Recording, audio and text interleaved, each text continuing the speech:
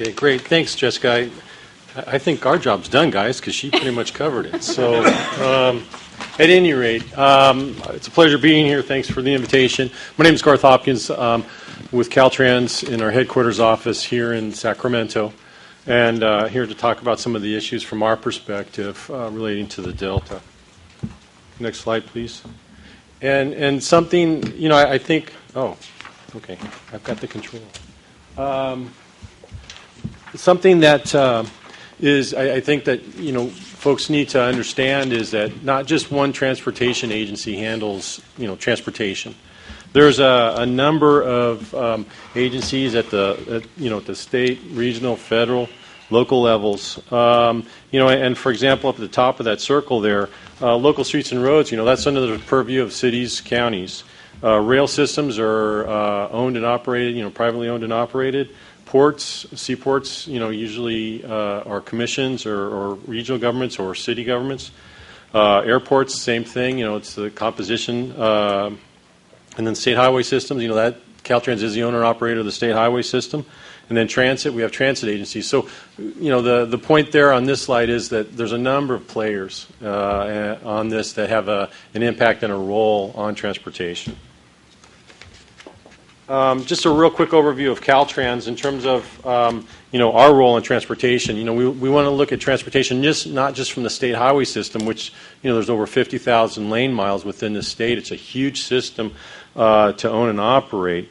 But you know, we want to look at all transportation modes. You know, we like to participate and be involved as much as possible at the regional level, local level. Transit, bike and peds are, you know, very, very important in California now with the reduction or the push to reduce our greenhouse gas emissions from transportation.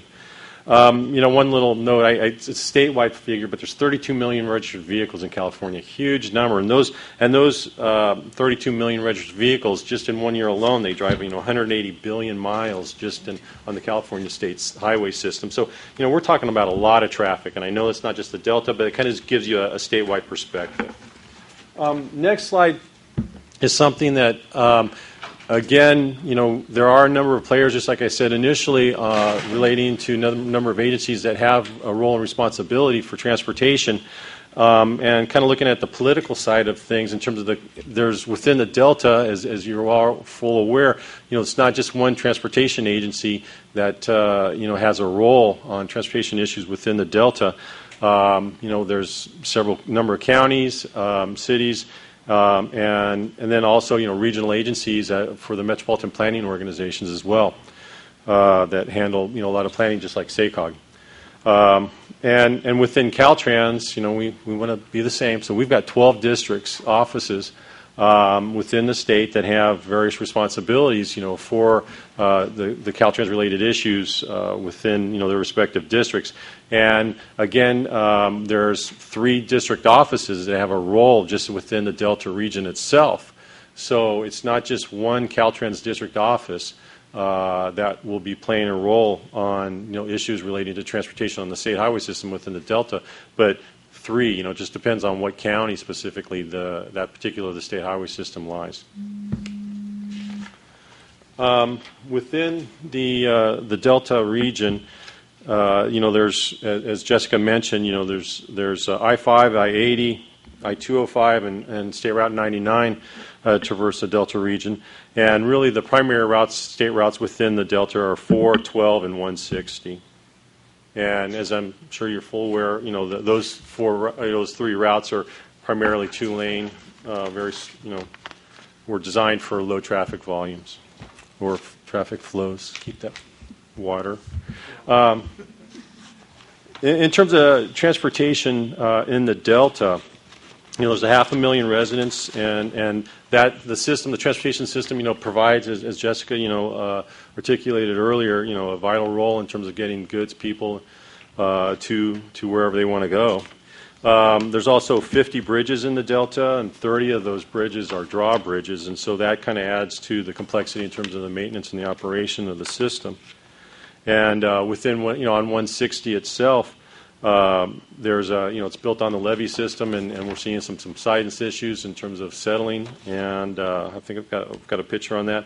But you know, there are adds a lot of complexity in terms of trying to make any improvements to the route is the environmental considerations that we have when we have to do any sort of improvements in an environmentally sensitive area such as the Delta. In terms of, there's not just, Caltrans doesn't just operate the highways in the Delta region. We have 2 barges that are 2 ferries that help move cars and trucks across short segments of the Delta region. And then also, Caltrans doesn't own and operate the rail system, but there is a rail system, the Capital Corridor, that traverses through portions of the Delta, which, again, will be impacted by sea level rise issues. In terms of changes in the Delta, based on some information that we were able to glean from some sources, it looks like about 17 miles, centerline miles, may be impacted by some sea level rise in those 3 counties. And as I mentioned before, the land is subsiding, as I'm sure you're all aware of, in the Delta region, and that's kind of referenced or noticed by, on that one small picture is a photo on 160 of some of the issues where we've had to do some crack seals to fill some of the cracks due to the settling of the roadway surface itself.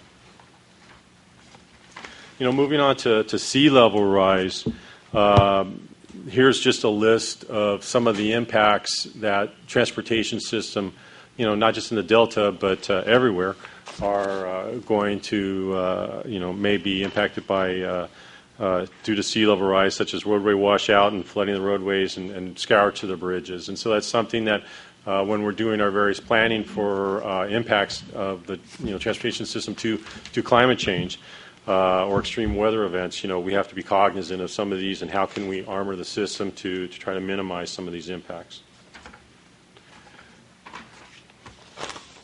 Kind of moving on to something that Jessica mentioned, that at least in terms of Caltrans, what is Caltrans doing to look at climate change impacts to the state highway system? We just started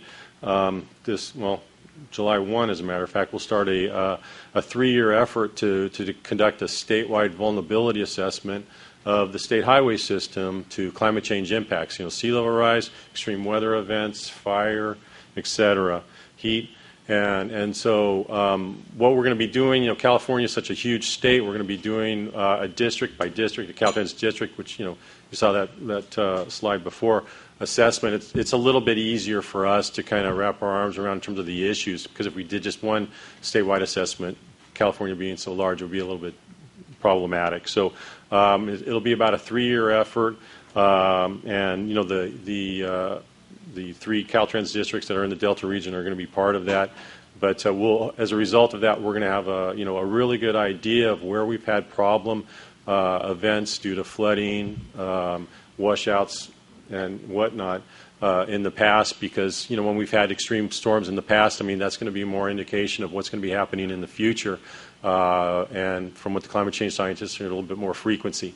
So, we want to look at, see what the impacts over the last 20 years and where there have been some weaknesses to the state highway system, and where we can maybe make some changes when we're doing some of, some work or some new projects to try to minimize those impacts.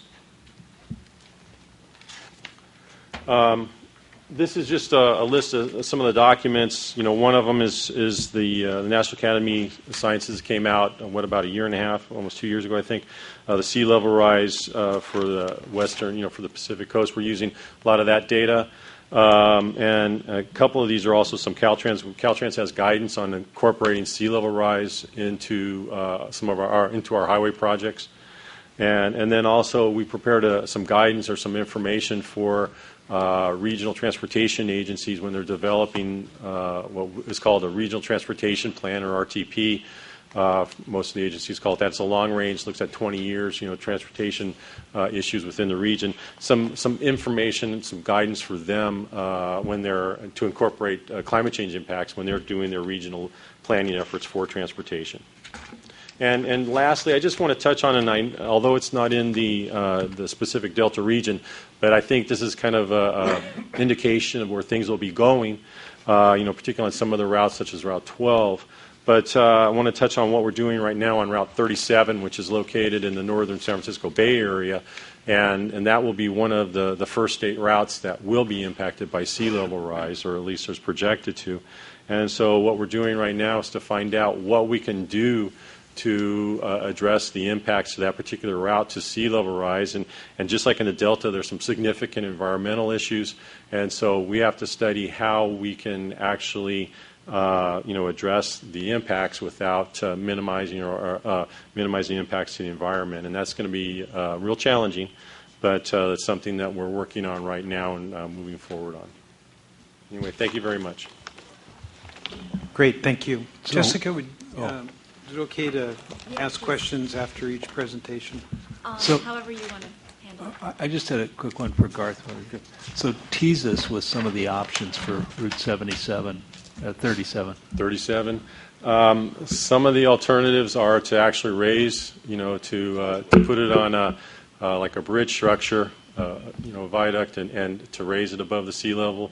Also, another alternative is to move it, out of land and move it into the bay.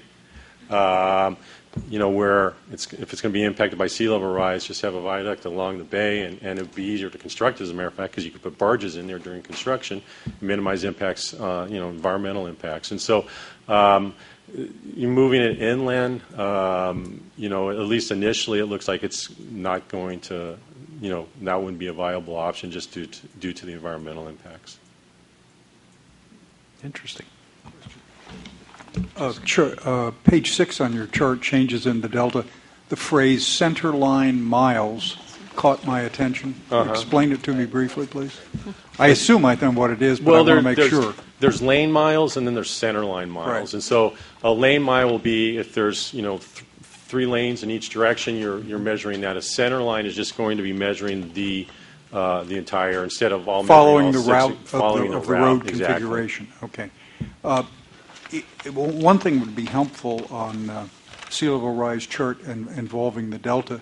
You've got Solano at 1.86 miles center line, but I'd sure like to know which of these preliminarily you think are more threatened than others, if that's possible for you to do. Sure, and the Metropolitan Transportation Commission and BCDC have done some work, and they're kind of really ahead, statewide on looking at sea level rise impacts, and we can see if the Solano County.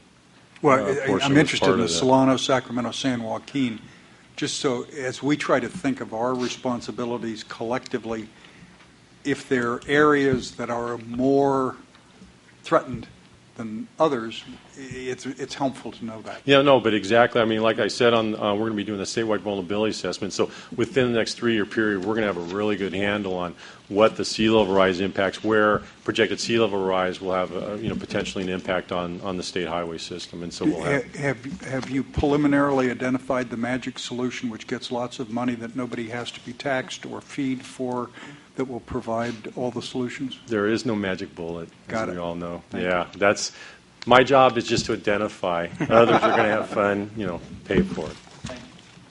Other questions? Then we're ready to proceed.